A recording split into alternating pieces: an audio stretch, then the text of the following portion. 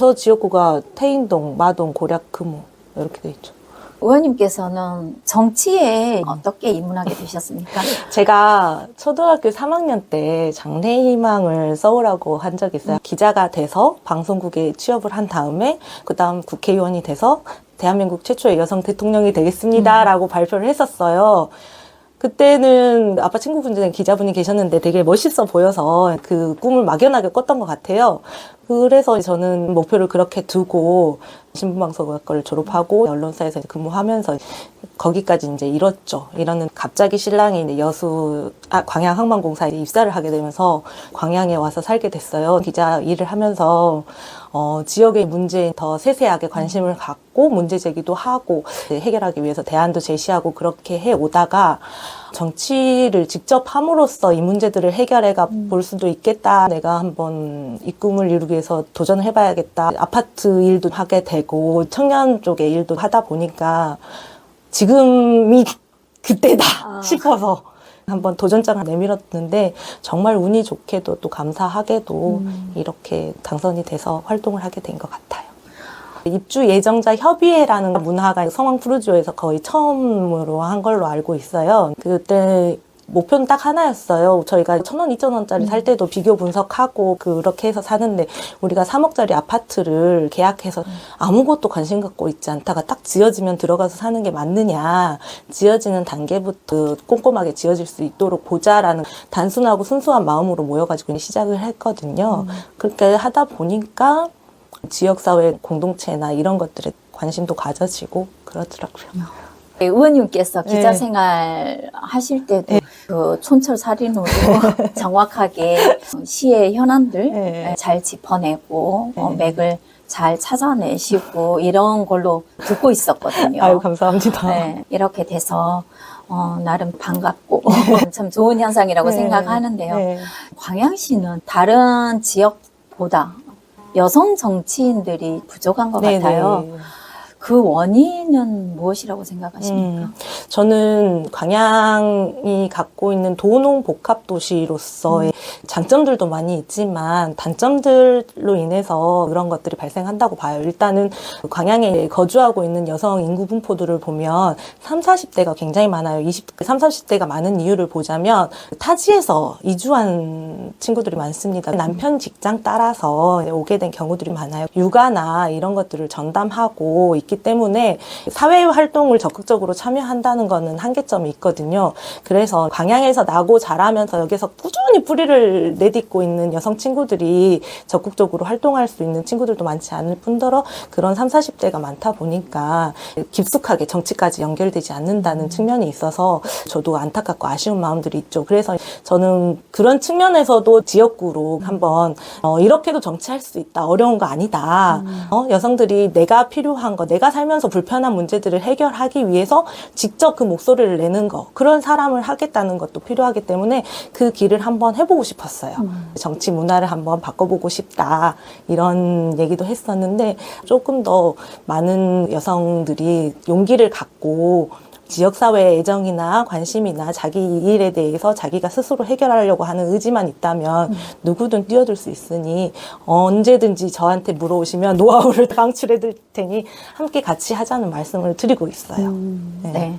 의원님께서 현재 추진하고 있는 주요 정책이나 프로젝트는 가지고 계십니까? 네, 제가 7월 달에 시정 질문을 통해서도 말씀을 드렸는데요. 정부나 지자체에서도 출생률을 높이기 위해서 굉장히 많은 정책들을 쏟아내고 있어요. 근데 제 주변에 아이 키우시는 가정들의 얘기를 들어보면 새로 태어나는 아이들을 위해서 정책을 하는 것도 중요하지만 지금 아이를 키우고 있는 가정들이 아이를 행복하게 효율적으로 키울 수 있는 정책들이 많아져야 옆에서 그걸 보면서 아이를 낳을 수 있는 환경을 조성하기 때문에 현재 있는 아이들을 위해서 정책을 많이 해줬으면 좋겠다라는 말씀을 드렸어요. 그래서 학부모님들하고 연합회하고 이야기를 하다 보니 방학 중에 아이들 점심 문제가 많은 가정에서 고민들을 토로하시고 방법을 하나 생각해낸 게 방학 중에 급식같이 영양가 있는 균형 잡힌 식단을 만들어서 배달을 해주는 프로그램을 프로그램을 지자체에서 운용을 하면 우리 엄마들은 거기에 비용을 부담을 하더라도 시중 가격보단 저렴한 가격에 점심을 제공받을 수 있기 때문에 굉장히 만족도가 높을 것 같다라는 말씀을 듣고 시정지문을 통해서 제가 구체적인 사업 제안을 드렸어요. 감사하게도 집행부에서도 그 부분에 있어서 공감을 하시고 그것 관련해서 이제 올 겨울방학이 되겠죠. 사업을 할 수 있도록 그걸 구상하고 있는 중이거든요. 예산을 반영해서. 그다음에 아이들이나 청소년들이 지금 정신적으로나 심리적으로 위험도들이 굉장히 높습니다. 정말 청소년 우울증, 공황장애 이런 것들이 심각하거든요. 그래서 제가 얼마 전에 아동 청소년 정신 건강 지원 조례안을 발의를 했어요. 그래서 그 부분에 있어서도 다양한 프로그램들이 수반될 수 있도록 집행부랑 이야기를 많이 하고 있는 상황이고요. 청년 친화도시 조성을 위한 조례안을 지금 준비하고 있는데 이번 회기 때 발의가 됩니다. 의회에서도 아이를 현재 키우고 있는 의원은 저밖에 없어요. 그래서 막연히 그런 얘기는 들으시지만 그 심각성은 잘 모르시는데 저는 아이를 키우다 보니까 학부모님들을 자주 만나잖아요. 학부모님들 이야기하다 보면 심리건강센터를 다니세요. 대다수가 많은 분들이 경제적인 비용이 많이 들거든요. 힘들어 하셔서 이런 부분들은 각 가정의 문제가 아니고 이거는 사회에서 우리가 같이 해결해 줘야 될 문제다라는 전 생각을 갖고 있고요. 국가에서도 전국민 마음건강 치유 프로그램이라고 하는데 저는 그 부분에 있어서도 아동하고 청소년들의 조금 더 예산이 많이 활례가 돼서 아동기 때 심리적으로 안정되지 않으면 그건 평생을 좌우하는 거기 때문에 그쪽으로 우리 지자체에서도 관심을 갖고 예산 분배를 해야 된다라고 주장을 하고 있습니다. 현재 이 의원님 중에서 아무래도 이제 직접 자녀를 키우거나 이렇게 대면하실 수 있는 분이 의원님이시다 보니까 조금 더 밀접하게 관련이 있고 조금 더 책임이. 그렇죠. 제가 이제 그 무게감은 있어요. 학부모들을 대변해야 되고, 그렇죠. 특히 또 여성 청년층을 대변해야 되고, 그런 무게감이 있어서, 그러니까 우스갯소리로 의원님들이 아동 청소년 전담의원이라고 그 부분에 있어서 제가 하는 날까지는 최선을 다해서 할 수 있는 건 다 해 가려고. 특히나 이제 보면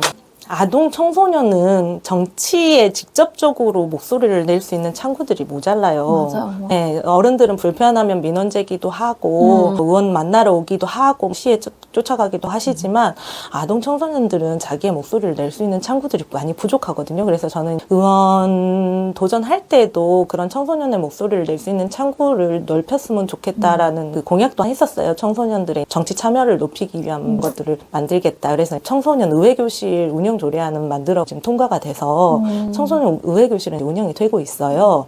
일례로 상황초 같은 경우에 아이들끼리 마을에 필요한 것들을 조사를 했더라고요. 그러니까 자전거 도로길 보수부터 시작해가지고 다양한 것들을 편지를 써가지고 시장님한테도 전달을 하고 의장님한테도 전달을 했어요. 거기서 반영된 부분들도 있고 이제 그 현실과 맞지 않아서 될 수 없는 부분들도 있는데 그런 정치 참여가 정말 중요하다고 생각을 하고 그런 길들을 통해서 아동 청소년의 목소리를 대변할 수 있는 것들이 좀 필요하다. 아동 청소년이 행복해야 가정이 행복하다고 생각하거든요. 요새는 한 아이에게 매달리는 관계 인구라고 표현하자면 엄마, 아빠, 할머니, 할아버지, 삼촌, 이모 다 매달리지 않습니까? 그러니까 아이 한 명에 이렇게 갖는 그 중요도가 있기 때문에 그 부분에 있어서는 적극적으로 단지 표가 있고 그거를 떠나서 해야 된다. 미래 세대를 위해서 하는 게 또 정치다 보니까 그렇게 생각하고 열심히 하고 있습니다. 전반기 2년 동안 가장 큰 성과라고 해야 될까요? 그 성과로서 어떤 게 있을까요? 일단 가장 큰 성과라고 하기에는 죄송스러운 마음이 있어요. 워낙 사안이 중대하고 복잡한 사안이라 그렇지만 제가 할 수 있는 부분에서 최선을 다하고자 해서 한 게 전세 사기 피해자들을 위한 조례안을 만들어 통과가 돼서 시행 중입니다. 근데 이제 전세 사기 문제는 아시다시피 지자체에서 나서서 100% 해결할 수 있는 문제는 아니다 보니 아직 그게 해결됐다고 성과라고 하기는 그렇지만 그 전세 사기 피해자들과 지금도 같이 소통을 하면서 계속 해야 될 부분들을 찾아가고 있는 중이거든요. 그래서 그 부분에 많이 신경을 썼고요. 그다음에 그 학교별로 초등학생들, 5, 6학년들 1인 1학기 그 통기타 사업을 민주당 시도의원들과 함께 재작년부터 시행을 하고 있어요. 학부모님들이 만족도가 굉장히 높으시더라고요.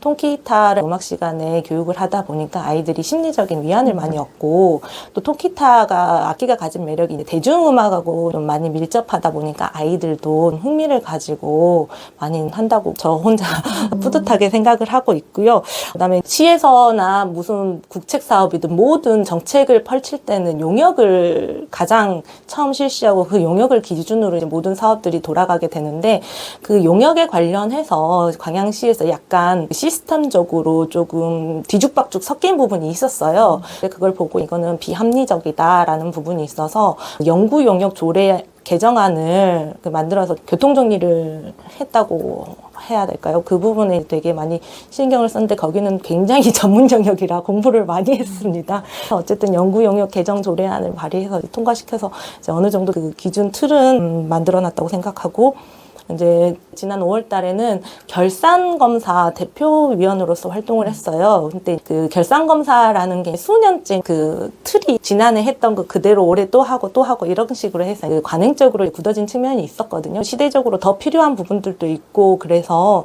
선진 사례를 연구해 저희 결산검사 틀을 좀 많이 바꿨습니다. 주변에서 또 집행부에서도 좋은 평가들을 해주셔서 감사한 마음이죠. 하여튼 공부 열심히 해서 시스템을 바꾸고 개선하고 혁신하는 데 많이 주안점을 뒀던 것 같아요. 2년 동안은. 이제 시의회와 네. 집행부와의 일들을 하시다 보면 아무래도 서로 협력하고 또 견제해야 될 네네. 일들이 많다 보니까 그런 부분에 관해서는 의원님은 어떤 어려운 점이라던가 아니면 또 어떤 견해를 가지고 계시는지. 일단 사람이 하는 일이다 보니까 다 견해 차이는 있습니다. 그 견해가 맞아가지고 손발이 짝짝 맞아서 가면 좋은데, 또 견해가 좀 달라가지고 이제 그 토론이나 이런 것들을 통해서 이제 그런 입장차를 확인하기도 하고 또 서로 설득하려는 과정들을 겪고는 있는데, 저는 딱 그거예요. 일단 기준은 법은 지켜야 된다. 절차적 정당성은 확보를 해야 된다는 그 소신이 있고요. 공정성이나 공공의 이익을 더 많은 쪽에 힘을 실어줄 수 있는 선택들을 해야 된다고 생각이 들고요. 그다음에 취약계층이나 되도록이면 힘없는 사람들 편에 서서 생각을 하려는 경향이 좀 많죠. 저는 세금이라는 건 부의 재분배 기능이 분명히 있다고 생각을 해요. 그래서 새로운 정책들을 시행할 때는 되도록이면 어느 한쪽에 치우쳐서 혜택을 받는 것보다는 다양하게 많은 사람들이 혜택을 볼 수 있도록 집행부와 이야기를 하고 있는 중입니다. 이제 하반기 2년 동안에 네. 하고 싶으신 일, 계획 같은 거 있으신지.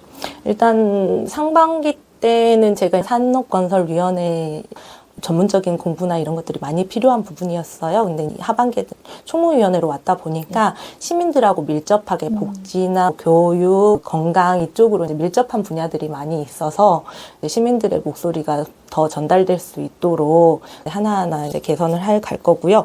이제 정확하게 그 공약을 100% 이행했다고 말하기는 좀 어려운 부분이 있겠지만 그 내에서는 활동들을 많이 해오고 있는데 공원별 특화 프로그램을 조성했으면 좋겠다라는, 이제 관내에 공원들이 굉장히 많아요. 이제 큰 공원도 있지만 작은 소소한 공원들도 많거든요. 근데 이 공원들이 시민들로부터 효율적으로 쓰이기 위해서는 콘텐츠나 프로그램들이 굉장히 많아졌으면 좋겠다는 생각을 해서 그쪽으로 많이 아이디어를 공유를 하고 의견을 제시를 할 예정이고요.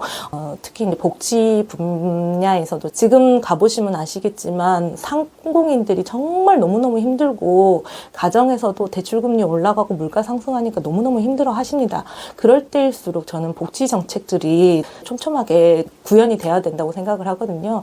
그래서 더 많은 복지 혜택을 통해서 시민들이 먹고 사는 데 있어서 불편하시고 힘드신 부분들을 조금 완화시키기 위한 노력들을 정치권에서도 해야 되지 않나 생각을 하고 있습니다. 그 앞으로 2년 후도 계속적으로 생각을 하셔야 하잖아요. 네, 많은 분들이 생각을 하시는데 그 2년 후를 어떻게 하실 건지 계속 나아가고 싶으신지 궁금합니다. 일단 저는 내가 살면서 필요한 거를 해결하고 불편한 거를 개선하고 하는 정책이 하고 싶어서 정치인으로서의 야망이나 앞으로 미래 비전 그런 말씀들을 많이 물어오세요. 그러면 저는 하루하루 하는 데까지 열심히 제 일을 최선을 다하겠습니다. 그리고 그 후에도 시민 여러분들이 필요로 하시고 제가 해야 할 일이 있다면 또 그 정책을 하기 위해서 또 도전을 하고 하겠지만 그때 가서 볼 일이고 지금은 저는 그냥 하루하루 정말 저에게 주어진 몫을 다 하면서 정말 시민들이 너무너무 힘들고 아프고 마음 아프고 이런 부분들 같이 짊어지고 갈 수 있는 동반자로서의 역할을 열심히 최선을 다해서 해나가겠습니다. 하시고 싶은 그 말씀이 있으시면 편하게 해주시면 될 것 같습니다. 저는 이번에 상반기에 의정활동 보고서를 SNS하고 언론을 통해서 이제 발표를 했어요. 그때 저에 대해서 진심 정치를 하겠다고 계속해 나가겠다고 말씀을 드렸었거든요.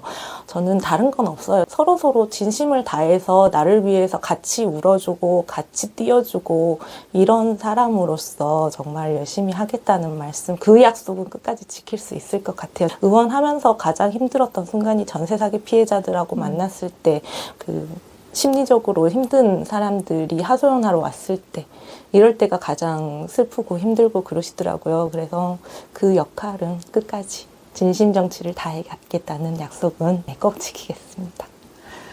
동료 의원분들에게 가장 많은 칭찬이라던가 아유.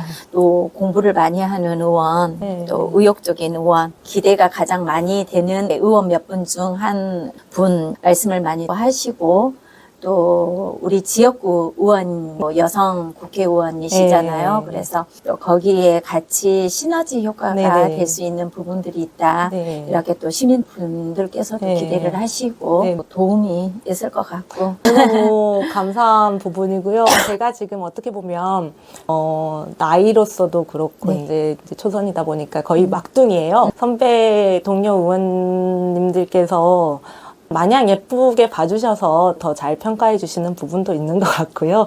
또 제가 이야기하면 다 귀 기울여 들어주시려고 노력을 하세요. 그분들의 기대에 어긋나지 않기 위해서도 더 열심히 공부하고 또 더 바르게 또 해야 되지 않을까 생각하고 있습니다. 네. 꾸준하게 10년, 20년 지역에서 많은 정책 계속 구상하셔가지고 이룰 수 있는 바까지 이루었으면 좋겠고요. 네. 시민분들께 한 말씀. 지금 너무너무 다들 힘든 시기들을 겪고 계셨다고 하는데요. 참 그 부분에 있어서는 함께 짊어지고 갈 수 있는 부분들이 있다면 언제든지 24시간 열려 있으니 연락해 주시면 감사드릴 것 같고요. 저는 여러분들의 참여가 살기 좋은 광양시를 만든다고 생각을 합니다. 정책을 항상 같이 고민해 주시면 감사드릴 것 같아요. 그래서 필요한 부분들이 있으면 언제든지 적극적으로 소통하시고 더 나아가서 내가 한번 해봐야지라는 생각을 갖고 계신 분들이 더 많았으면 좋겠어요. 제2의 김보라, 제3의 김보라가 많이 나올 수 있도록 항상 언제든 적극적으로 도와드릴 테니 함께 하시면 좋겠다는 말씀을 드리고 싶습니다. 수고하셨습니다. 아유, 감사합니다.